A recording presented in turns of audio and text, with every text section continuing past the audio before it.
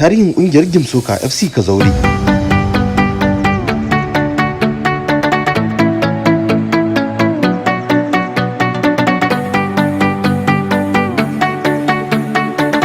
Wannan kungiya ta fara ne tun daga shekara ta 1997 zuwa da 8, inda ta fara a filin Gangare Dam, kuma sunanta a wannan lokacin Rugby. Daga nan ta dawo tsakanin aji sakamakon ruwa ya cinye filin a wannan shekarar, inda daga nan ta rikide ta koma Pure Boys a shekara ta 2001 a matsayin kungiya mai rijista, inda ta fara buga gasar kofin Kazaure na Interquarters Cup Competition,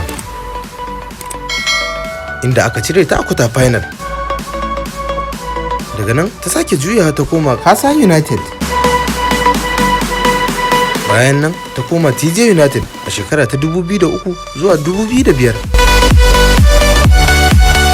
Daga nan ta rikide zuwa Qatar FC zuwa 2006, kuma ta koma Mid Rollers FC a ƙarƙashin mai horaswa Musbahu Mahare wato Kwallon, inda ta zama kungiya sosai. Ta yi abin ayaba a lokacin, inda ta kai matsayin buga wasan ƙarshe wato final da Kazaure Strikers, inda ta yi rashin nasara. Ta ci gaba da kokari a hannun Kwallon zuwa 2008. Kungiyar ta dawo karkashin kulawar Babangida Senior sakamakon wata 'yar matsala da aka samu tsakanin Kwallon da 'yan wasan wannan lokaci. Kungiyar ta fara da rashin kokari a shekarar farko zuwa shekara ta biyu, inda duka bata tsallake zagaye na 16 ba wato round of 16. An yi wa kungiyar garan bawul, ciki har da canja mata suna zuwa New Cargos.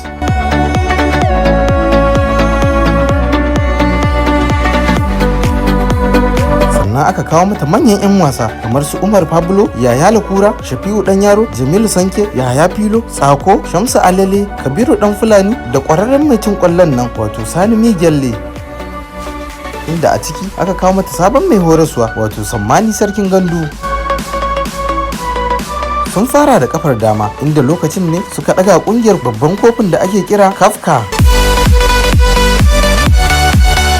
Sannan kungiyar ta samu karramawa ta musamman daga shugabannin karamin hukumarta na wannan lokacin wato Honorable Chairman Alhaji Sale Yahaya da kuma Honorable Speaker Alhaji Lawan Bala, sannan da Sakatare Alhaji Ibrahim. Kungiyar ta samu karramawa ta musamman daga shugabannin kwallon kafa da masananta kamar su Alhaji Salisu Emilalo, Massa Abubakar, Alhaji Abdulkadir Kalla, Rabi'u Chobe da sauransu. Daga nan kungiyar ta ci gaba da faɗi tashi.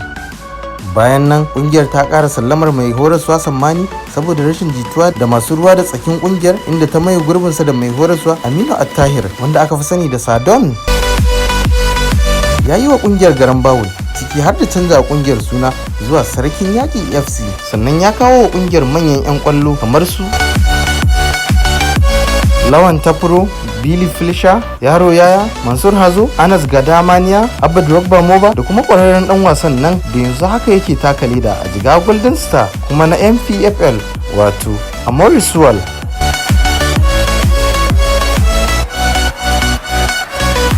A shekarar kungiyar ta fara sharafin da bata taba yi ba daga shekara ta 2012 zuwa 2016, inda ta yi kaka gida a harkan kwallon kafan Kazaure Emirates baki daya, kuma ta zama ita ce kungiya ɗaya tilo da ta yi wasan karshe a jere. Babu kungiyar da ta samu nasara a kanta, sai dai duk da wannan gagarumin nasarar kungiyar tana yin rashin nasara ne kadai a gaban kofin a waɗannan shekarun.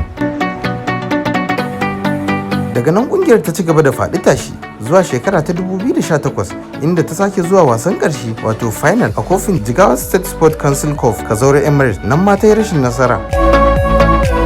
Ta ƙara komawa wasan ƙarshe a shekara ta 2019 a babban kofin Hussaini Adam Federal Polytechnic Kazaure Super 16 Cup wato Hapet Poly Cup 2019, nan ma kungiyar ta sake rashin nasara. Daga nan kungiyar ta fada cikin matsanancin rashin kuɗin gudanarwa. Wannan ya faru ne sakamakon rasuwar uban kungiya wato Honorable Baba S Aliyu wato sarkin yakin Kazaure, kuma tsohon mai bawa gwamna shawara lokacin gwamna Saminu Taraki, kuma tsohon kwamishina a lokacin gwamna Sule Lamido, inda sai da ta kai ga dakatar da gudanarwar kungiyar. Bayan nan ne kungiyar ta yi sabon uban gida, inda wanda ya sayi kungiyar matashin Maloniya wato Gali Magaji, inda suka sake yanke shawarar sauya wannan kungiyar sunan kamfaninsa wato Gimzsoca International Limited, inda aka sa wannan kungiyar suna Gimzsoca FC Kazaure. wanda yanzu haka shine sunan kungiyar. Nasarorin kungiyar ta buga wasan karshe har guda 9, ta ci kofi 3 daga ciki.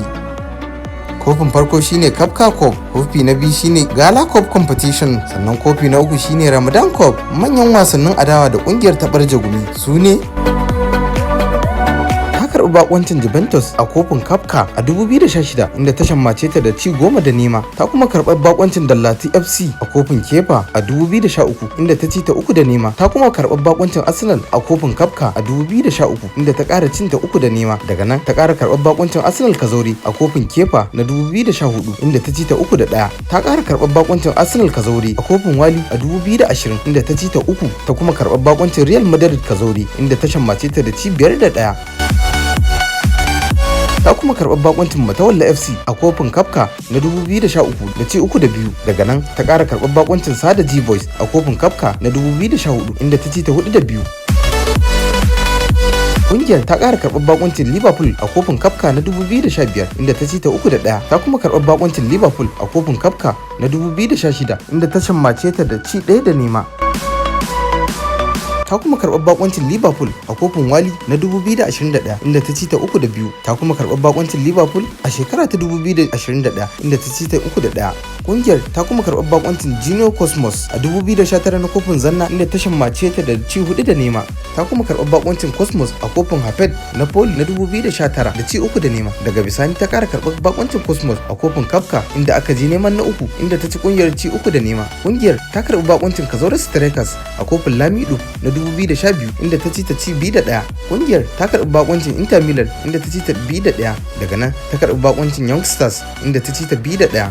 Kungiyar ta karɓi bakoncin Manchester Kazaure a kofin Kafa na 2016 inda ta ci ta 3-1. Kungiyar ta sake karɓar bakoncin Manchester Kazaure a kofin Lamido na 2012 inda ta shammace ta da ci 2-1. Kungiyar ta karɓi bakoncin Kanti United a kofin Kafa na 2014 inda ta ci 1-0.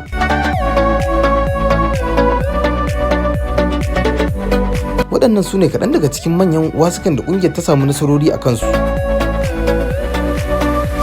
Wannan ya nuna ƙungiyar ta fi takwarorinta nasara a duk haɗuwa fiye da kashi 95. Wannan ya sanya ƙungiyar ta fi kowace ƙungiya magoya baya musamman daga shekara ta 2012 zuwa 2017.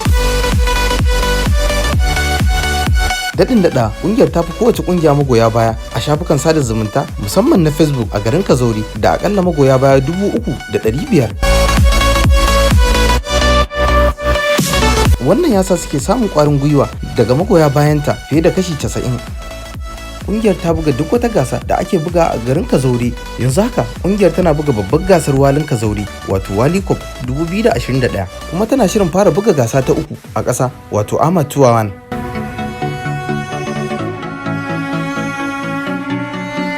Wannan shine takaitaccen tarihin kungiyar kwallon kafa ta Gimzsoca da ke garin Kazauren jihar Jigawa. Muna yi wa wannan kungiya fatan alkhairi. Ku kasance da channel din Daular Nishadi domin kawo muku labaran 'yan wasa daban-daban da nishadantar da ku da labaran masana'antar Kannywood, Bollywood, koyon girke-girke da ma sauransu. Mun gode, a danna subscribe sannan a danna ƙararrawa.